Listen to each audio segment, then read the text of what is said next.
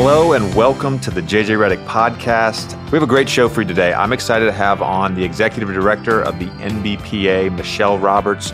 We always, that is the PA, always errs on the side of player freedom.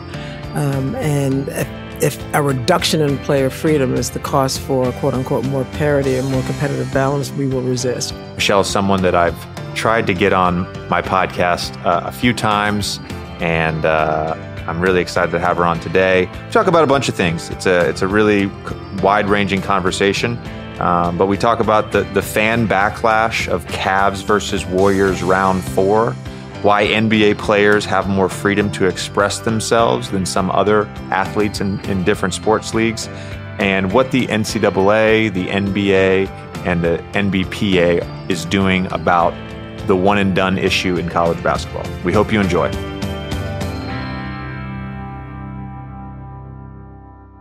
Thank you all for tuning in. We have a really interesting conversation with Michele Roberts coming up. Before I get to that, just wanted to talk about the NBA Finals. It's really interesting that this is round 4 of Cavs Warriors. And maybe at the beginning of the season, this seemed inevitable. But if you go back at different points in the season, you could make an argument that the Rockets would have been here, the Celtics would have been here, the Sixers would have been here. You know, the drama along the way is really why we watch sports. But I do understand, if you're a fan, why you would be, I don't want to say bored, but potentially bored with the 4th iteration of this matchup. I would say, as a basketball fan, I think there's a lot of interesting storylines here. If LeBron could somehow pull this off, anyone would have a really hard time making the argument that he's not the greatest of all time. I already think he is. But if he was able to pull this off, I think you could then say it's done, it's over. He is the greatest of all time. Excited to have Michele Roberts on the show today. I can remember in 2014, we had a big meeting. A bunch of players came out to Las Vegas. We were in transition, trying to decide on who would be our next executive director after Billy Hunter. And there were 3 candidates that we all got to interview. There was a couple hundred players in the room. The candidates presented. We asked them some questions. Michele, far and away, stood out. You know, she's extremely intelligent. She's passionate about what she does. But the thing that stood out the most for me in hearing her talk that day was there was an altruistic reason why she wanted to become the executive director. She talks a little bit about it in our conversation, how she has this sort of mama bear mentality. But I think she genuinely has the players' best interests at heart. And she says it all the time. She says, players first, players only. She talks about reclaiming our union.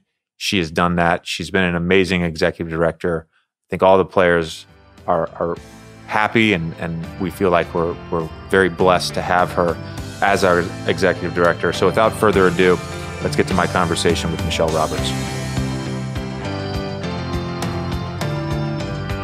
All right, Michele, thank you so much for joining me on the podcast.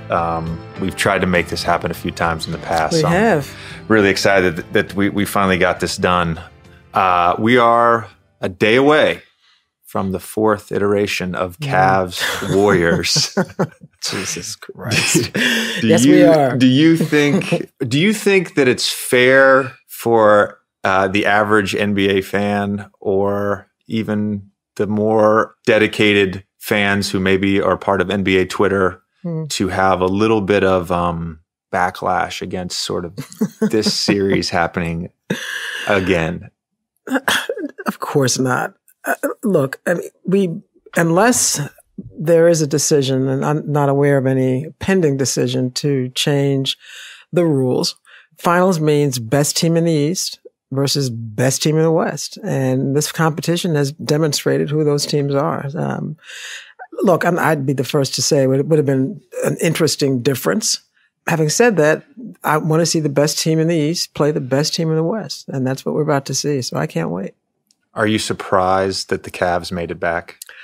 I'm going to say yes, and I hope no one on the Cavs team takes that as insulting. But And it's not necessarily because of the actual players, but just the mid-season change in roster I thought was going to be so disruptive that it would be difficult for that team to gel and be able to capture a championship, an East Coast championship. So I am surprised. But watching it was great fun. And I do believe that they have established themselves, sorry, JJ, as the best team on the East Coast. So good for them. I think part of it too, the playoffs are really about matchups, team matchups, one team's concepts versus another team's concepts, individual matchups. Can this guy match up with whoever? Who are you targeting?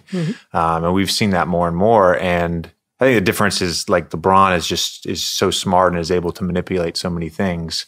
And I think for us, the Sixers specifically, I think we would have been not the Celtics went 7, of course, with the Cavs, but I think we would have been a different matchup for the Cavs. The Celtics were obviously not a great matchup for us this season. All right. I couldn't agree with you more, and which is why some of the standings are somewhat interesting. I don't think, and I'm sure teams don't do things like drop to avoid certain teams.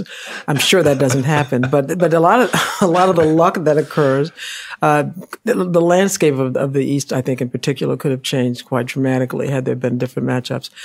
But what I particularly enjoy about the finals is you don't have. I mean, I know every team and players routinely try to scout out the team they're about to play tomorrow. A 7-game series, I think, is fascinating for the possibilities that can occur when coaches and players have now a chance to concentrate on the guy playing their position, their opponent on the other side, and tweaking the game and the strategy as the games continue. So matchups for sure, but also the coach of the team that's successfully able to rebound from a less than stellar performance the day before, the night before, 2 days before. And that's what makes the finals so different to me. A great example of that was in the Western Conference Finals. Golden State wins game 1 by 41. Right. And then games 4 and 5 are in the 90s. And, if you had looked at those 3 games really, side by side, you're like, how is that the same two teams playing each other? But it's those adjustments that can be made. Yep. Going back to the backlash part. Sure. Because I have an issue with this. I feel like when I was growing up, it may have felt inevitable that Jordan and the Bulls would be in the finals. But I was still fascinated and entertained along the way. And they won six straight with Jordan in the 90s. And maybe because Twitter didn't exist, but maybe there was that. That's what there wasn't that like complaining level about the inevitability of this. Yeah, I was talking to someone who lived in Miami during Miami's reign and pointed out that when I was in Miami, I loved the dynasty. I don't live in Miami anymore, and I'm living in a place where there's no dynasty. So I hate dynasties. And that's that makes sense. I mean, no one in Golden State is complaining about, no one in the Bay Area is complaining about Golden State being back in the finals again, nor in Cleveland. So, I mean, we're all a little jealous if it's not our team that's dominating the playoffs at the end of the day, year after year. I grew up when the Lakers was either going to be the Lakers or Boston. And even though there wasn't Twitter then, there was some mumbling from those of us who didn't live in LA or in Boston. This is part of the game of basketball. And just as unlikely as it was when I was in law school, the Golden State was one of the worst teams. And again, all NBA players are fantastic, but it would have been a joke to even consider that Golden State would one day be counting championships on its two hands. Everyone's going to grumble, but you know what? Everyone's going to watch. And it's going to be a great series. If the best teams in our sport specifically are often determined by the best player or the best combination of one or two players, or 2 or 3 players, I should say, what could change? What rule could change? What CBA, rewriting what part of the CBA could change that would give a level of parity similar to other sports? Or is our sport always just going to be so much driven by the best 3 to 5 players?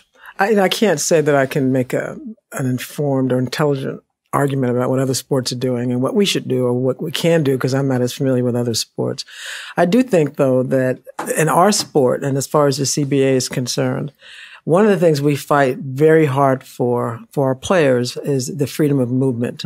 And to the extent there's ever any suggestion that, well, we need to have, and those two words, competitive balance, of course, come to mind. It generally necessarily means some restriction on player movement. And so we always, that is the PA, always errs on the side of player freedom. And if a reduction in player freedom is the cost for quote unquote more parity and more competitive balance, we will resist. Yeah. It is just the nature of the game that if you have the better players their team's going to have the better chance of making it to the playoffs.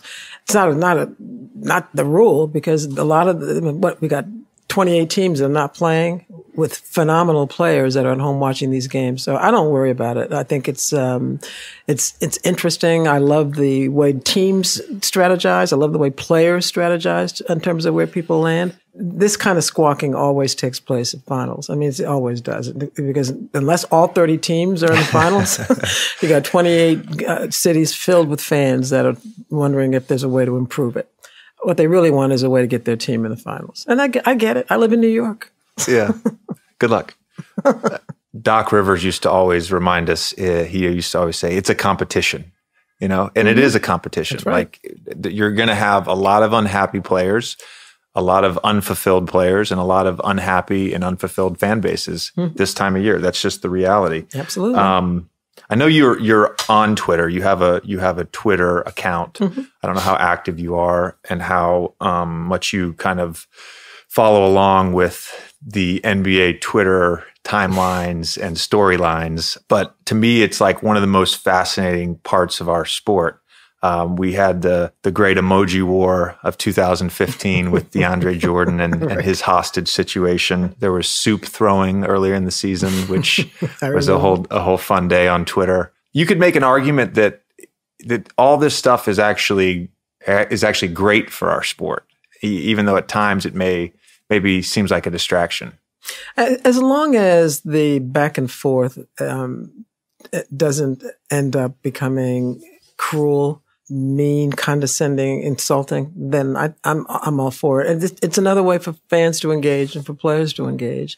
I frequently say I'm happy God let me live long enough to see social media develop, because it is both. There's some downsides, and the bullying is obviously a problem, but it is a wonderful way for people to engage. I think it's brought our fans closer to the players. There's a connection that's always existed, I think, between our fan base and the players, that's only been strengthened and enhanced by it. And it's particularly for me more fun to watch, as a bystander, the players engage with each other on social media. Again, as long as it doesn't end up becoming cruel. It's fun to watch, and I think it only adds another layer to the game's enjoyment. I want to get off of social media. Okay. There's some negative aspects about it that are sometimes troubling. But then I even when I take a break, I think to myself, maybe I'm missing out on something, whether it's learning news quicker or, possibly following along with, the Rockets and Clippers tunnel fiasco. So you don't want to miss out on those opportunities. And you mentioned sort of bringing players closer to fans, and sort of that's being one positive aspect of social media. I think it's also allowed our players to be more active in terms of speaking out and showing a different side. Why do you think our league, specifically our players, have a little more wiggle room to do that than, say, the NFL? It's always unfair to me, I think, for the NFL to be compared to our sport, because I think historically we are different sports. I think there are a couple of things. One, we're smaller.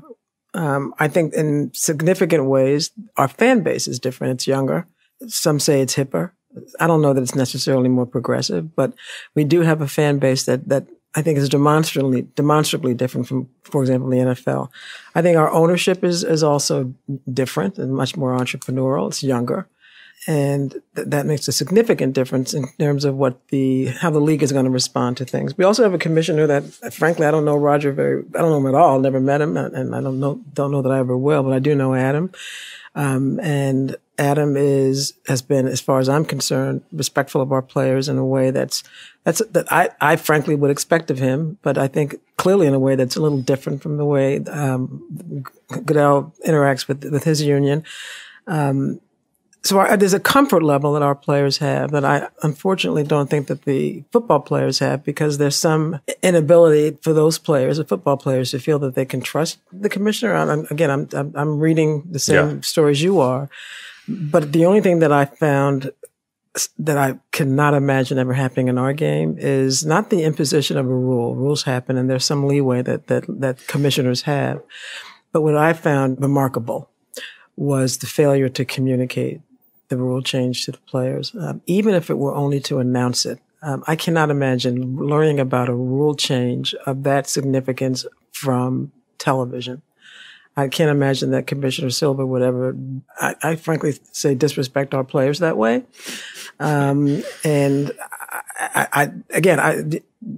power is power. You can do whatever you can do if you have the ability to do it consistent with your CBA. But there's a certain fundamental something called respect, which I do expect from our league. And thankfully, knock on wood, I've not been disappointed in receiving it for our players. And so, our players feel that they have more flexibility, because I think, frankly, they do. So as a fan of our game for a long time, and as the NBPA executive director since 2014, and as an African American woman, what does it mean to you to see guys like LeBron and Chris grow and take such an active role in the social justice movement? I'm old enough to remember, and I hope Mr. Jordan doesn't become angry with me, but I'm old enough to remember when Michael Jordan made the absolutely accurate point that both Democrats and Republicans buy his shoes. And I absolutely defended that position at the time, because my view has always been that the First Amendment means you can speak, and it also means you don't have to. And so I've always sort of taken umbrage with people who presuppose that any athlete had a responsibility to say anything. We have the right as Americans to be verbal or agnostic. And so I respect players that don't choose to take sides. Having said that, my own upbringing, my own value system is such that I do believe that I personally have a responsibility to speak out on things that I think are unjust, and for people that don't otherwise have a voice. That's how I personally feel. And so when I hear our players, and you mentioned LeBron and Chris, apparently have the same view of the world, I can, both as on a personal level, feel and do feel very proud of them, and as an executive director, as well, feel very proud of them and prepared to go to the mattresses for them in the event there's any repercussion that might follow. And so, our players, if I had a platform of 20 million people that cared about what I had to say, I'd be talking. I don't have quite that many. But I do think that when you have that kind of platform, I personally believe that you do have an obligation to speak out if you think that there's something that you can affect. And I encourage any and all of our players who have similar feelings and platforms to take advantage of that, because that's not something all of us have the opportunity to do. It's been done responsibly. There's not a single word that's been uttered that I've not been proud of. And this union, this Players Association, will continue to support any efforts along those lines. So I feel pretty good about where we are. What is your like emotional reaction to this concept of stick to sports? There's a bit of a mama bear mentality that I have about our guys. A lot of it's because I'm old as dirt, but I don't know how any person who calls herself a First Amendment advocate could utter those words to anyone.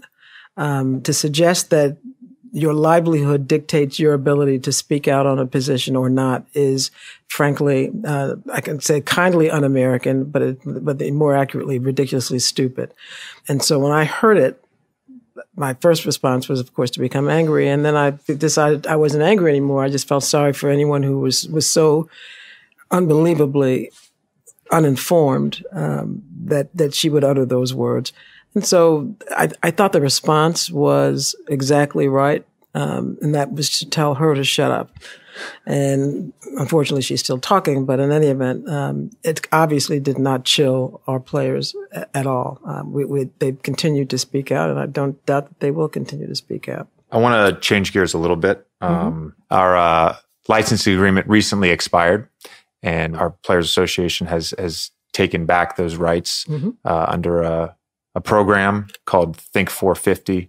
From everything I've read, your goal for this is to go beyond just the normal amount of player licensing and really show our players in a different light. Since you've become director, what has surprised you, impressed you about our league that maybe you didn't know as an outsider, as a fan?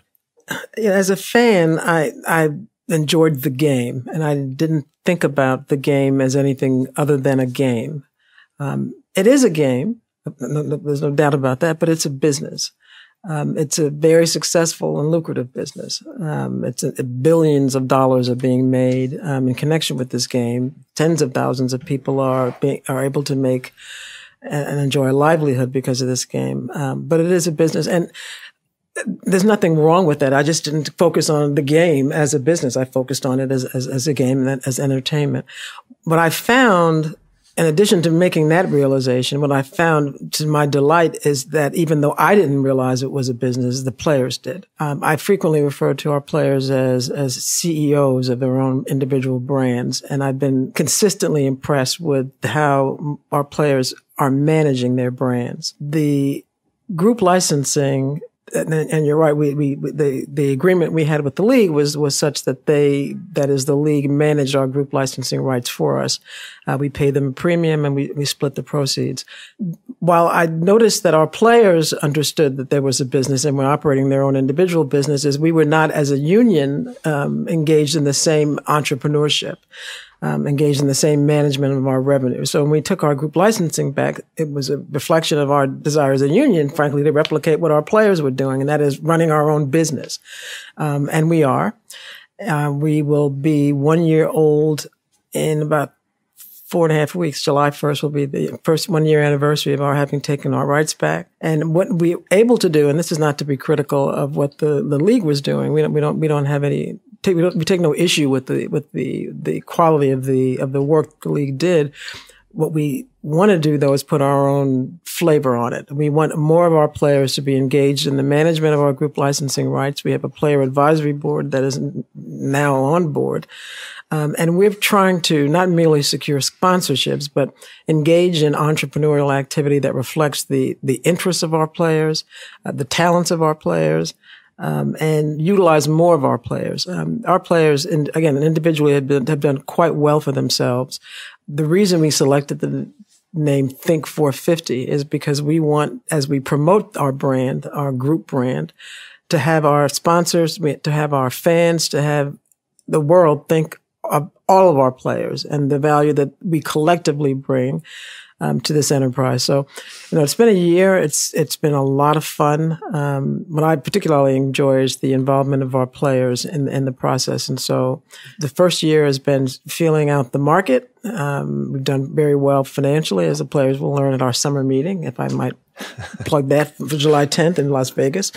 And I look forward to it being even more lucrative in the years to come. I want to ask you about money and players. Absolutely. I had a Donald Foyle on my podcast a couple years ago, and we essentially broke down what an NBA contract really is, the numbers behind it.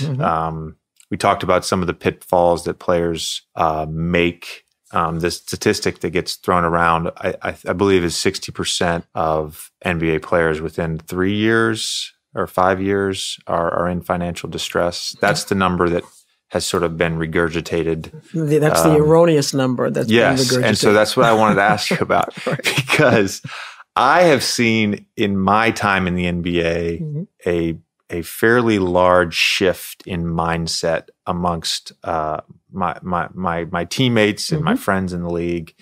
Guys don't want to talk about their spending. They don't want to really spend money. It's cooler now to invest. You would probably have a better number than that, and I hope you do, because I think that going forward, there's going to be a different narrative about athletes and their money, and there's going to be positive stories instead of the negative stories that we often so hear. And there already are. I mean, that number, that it is 60%. That's the number. And I learned that, I won't bore you with the details, how faulty that math was. It's nowhere near accurate that at the time that story was written, that 60% of former NBA players were dead broke, which is what I think the title of the article was. Having said that, it is certainly true, and there's certainly anecdotal evidence of players who previously made a ton of money that had gone broke, some quite infamous. Thankfully, it was not 60%, but if it happens to one player, it's happened to too many players, in my view. And you are correct. I came into the game having heard that number and sort of waited to see the bodies all over the graveyard. And I not only didn't see that, but I began to speak and meet and talk with players who were doing quite well, thank you very much. We do press financial literacy. The league does it together with us, and we do it independently. So, we certainly want to make sure that men who are suddenly rich understand how to manage their money and how to avoid pitfalls. Any person, I can tell you stories about the foolishness I engaged in when I was young. I didn't have nearly as much money as the players had, but that's not something that's taught in school. People don't teach how to manage credit, what credit is, how to spend money, how to make investments.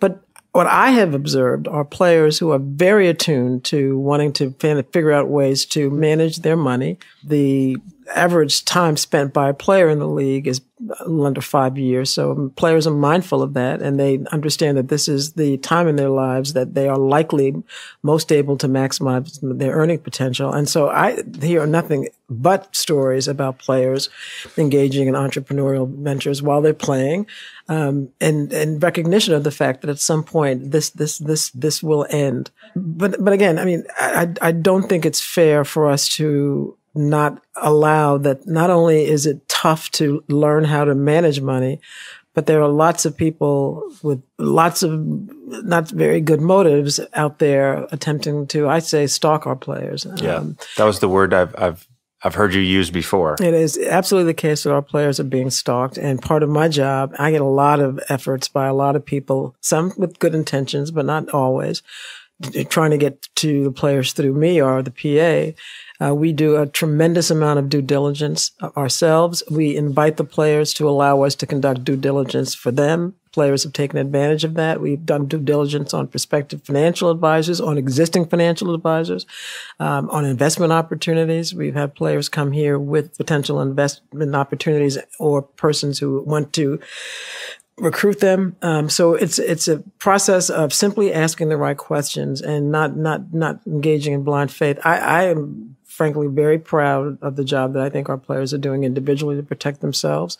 But we're never going to let down, and we're always going to be available to both provide more education and, as I said, conduct the kind of due diligence that needs to be done by any investor, professional player or not, when someone approaches you with a quote unquote opportunity. So I think we're doing a good job. You touched on this concept, but the other thing I've noticed is that more and more players are taking ownership of their finances, and that's the discussions I've had over the last few years as I've gotten older and my teammates have gotten younger, is really stressing the importance of that. Is taking ownership, is knowing where your money is. Yep. Knowing exactly what sort of products your financial advisor is pitching to you and why he's pitching you those products, and using the resources the Players Association has. You can explain this better than me, but can you just sort of talk about the programs that our Players Association has for guys in the off season and how that has helped, not just while they're still playing, but as they transition into the next stage of their career. Okay. Let me say that during the season, there are a number of efforts made both individually by the PA and in tandem with the league to have players address quote unquote life after basketball. Many of them involve, financial literacy, as we've talked about, but also giving players an opportunity to begin to think about their careers. The programs we have in the summer, we hope reflect the interest that the players have in potential areas to pursue after basketball. So we have a number of players that are keenly interested in real estate. That's been an interest that they've had for some time. So we have a real estate program to help identify some of the issues and ways to prepare for engaging in both commercial and residential or any other kind of real estate. A number of our players are interested in franchising opportunities. Many ex-players have become quite wealthy in franchising, and so we do have a popular program on franchising. The biggest thing in the last couple of years has been tech. Our players are incredibly interested in opportunities in the tech world. And so, we now try to address that interest.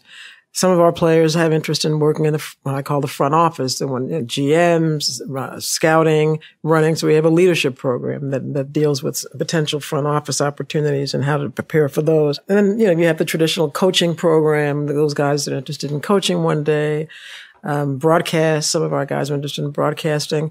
We're now thinking about doing something in the area of non-sports related entertainment. A lot of our players have some interest investing in opportunities on the West Coast. A couple of our guys have already started their own production companies.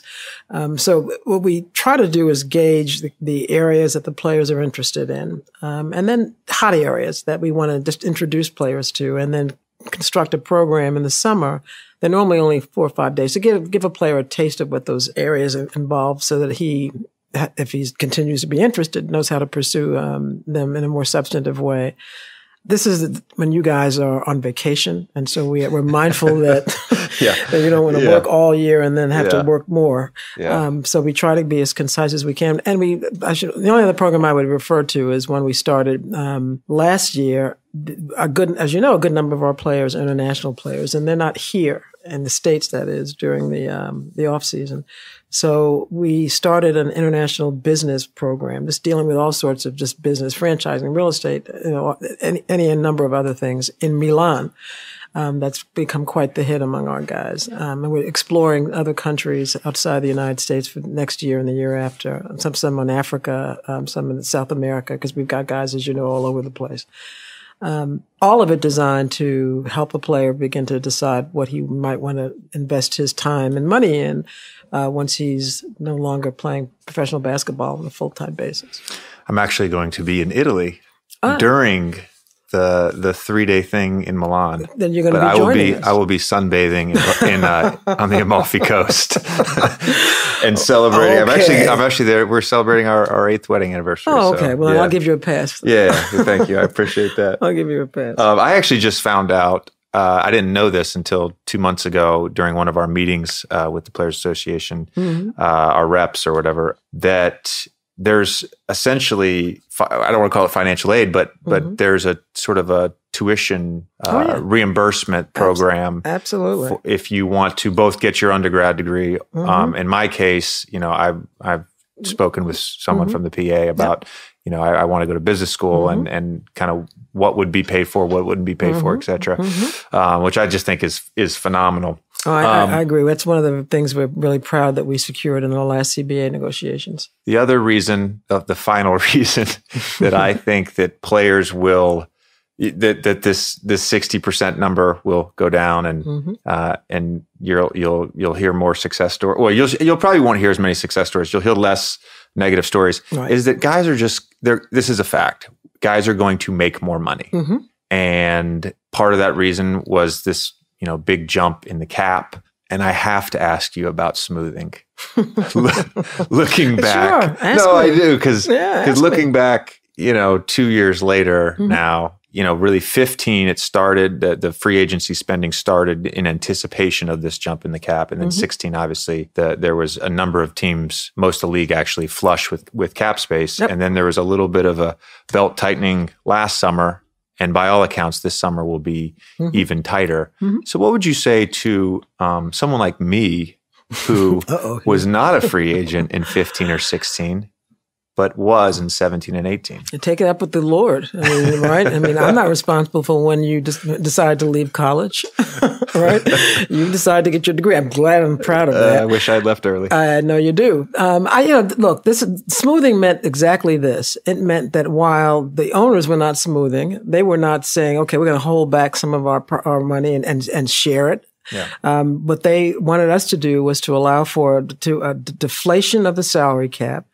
The notion being that there would be money spread around, and it wasn't because of any issues of equity. It was really because they wanted to, and I'm not blaming them. If I were an owner, I wanted to do the same thing. There was an interest in deflating player salaries.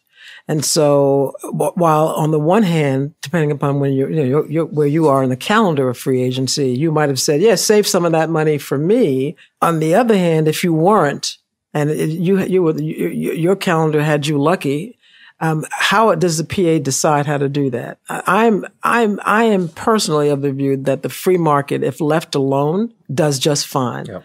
No one ever said to me, Michele, even though you can make $3 million, why don't you agree just to take $2 million? And said that was in my best interest. Now, if I'm a communist, then that makes absolute sense, because in a communist country, we all share the wealth. Last I looked, this was the United States of America. And frankly, if the owners had said something along the lines of everybody is going to now share in the revenue, and I know they've got a revenue sharing deal, but at the end of the day, the players were asked, what would you like to do? Yeah. Would you like to smooth? And that was a wonderful way of saying not make as much money. Or would you like to make as much money as you can while you can? And I believe at our meeting, it was unanimous. Yeah. Even as people understood, so-and-so is going to, because he's a free agent, he's probably going to do pretty well. I just hope there's something left. My answer to the notion of there being less money available is let's get some more money. The game is growing every year. The cap is going to continue to grow in the way that it did after that spike, because that was the TV deal. But it's Adam's job. It's my job. It's all of our jobs to grow the pot. I don't believe in artificially deflating anything. And the fact that there is a salary cap is artificial enough for me. And so, again, I did not make the decision to smooth or not to smooth. I simply made the decision to inform the players, and the players made the decision themselves. And I don't for one second disagree with it. I don't think anybody lost out. Mm-hmm. I agree. Some players were luckier than others. Sorry, JJ. But I think we're all eating pretty good. No doubt. There you go. I'm not complaining. I was just using making me as an observation. Example. Sure. Yeah, exactly. Sure. Beyond the players, though, I believe there was maybe some unintended, whatever consequences from that cap jump. Some of it is like you give a GM cap space and he's like, all right, I got to go spend it. You can look back 2 years later now and you can say there were some bad contracts handed out that summer because of that jump. And now teams are sort of saddled with, a guy who's still got 2 years, 36, right. 2 years, 40 left on his deal. Right. And for the player, it's great. Absolutely. For the team, not so great. And for the free agent, this summer, probably not so great. One of the things I don't really need to remind myself of, but on occasion I will remind people of, it's not my job to make sure your GM doesn't make a mistake. It kind of isn't. It's kind of his job or her job. Actually, it's always his job because we haven't quite gotten that point yet. It's his job to make the best estimate of what the player's potential is and what his team needs. If they screw up, that's not a problem that the player made. If he screwed up, get rid of him. You have all this cap room. You make decisions about it. You either give it to a player or two if you want to, and I certainly have no problem with that, or you don't. You don't have to hit the cap. There is a certain minimum that you've got to spend on players, and teams have done that. And if you do, and you still have cap room left, if you don't want to spend it on another player, I'm unhappy to hear that. I want my players to make money all the time. But GMs have to make decisions that teams have to live with. If decisions are not made that turn out to be in the best interest of the team, that is not my fault. Well said. Speaking of players not making money and artificially suppressing salary, I wanted to ask you about one and dones, because this is something that I'm pretty passionate about. I don't believe there should be an age limit, and there's this one and done thing. In my opinion, has not ruined college basketball, but it has taken college basketball down a path that I don't think is very good.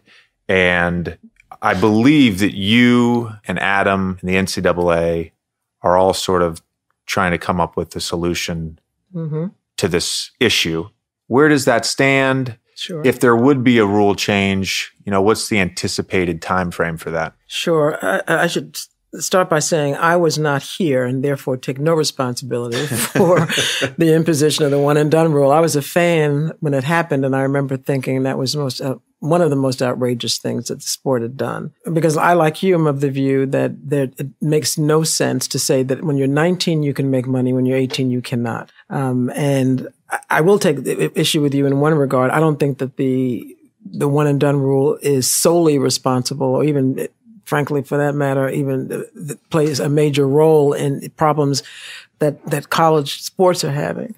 I would agree with that. Yeah, but that's part of a larger conversation. It is part of a larger conversation. Having said that, but I mean, I thought the Ben Simmons 30 for 30 piece was a great reflection of how ridiculous it is to have someone be compelled to go to college who doesn't want to go. So where we are is here. The Rice Commission, Dr. Condoleezza Rice was asked to head a commission that looked at that rule as well as others, and they appropriately recommended that the rule be changed. It is a rule that can only be changed by the league with the consent of the PA. It was a rule that, frankly, the league, and I wasn't there, and people take issue with what I'm told has been the history of the rule, but it was something that the league wanted. PA not so much. But again, it depends upon who you ask. We are talking about it. We are talking about it in the backdrop of the commissioner having come out publicly and said that he is not in favor of it. Again, plugging my summer meeting on July 10th in Vegas, it is an issue that the players will re-engage discussion in, because I don't make these decisions. I take the lead, as you know, JJ, from you and your colleagues. And depending upon what direction I receive from the players, we will negotiate accordingly. I do think it's more likely than not that the rule will go away. It will not happen in time for next season. I don't think if it does go away, it'll happen before 2020. Are you headed out to Golden State? I am not. Will you be in Cleveland? I will be in Cleveland for Game 3 and Game 4. Okay. All right. And Game 5, I'll go out to Golden State. There you go. Game 7 in Golden State. If there's a Game 7, I'm there.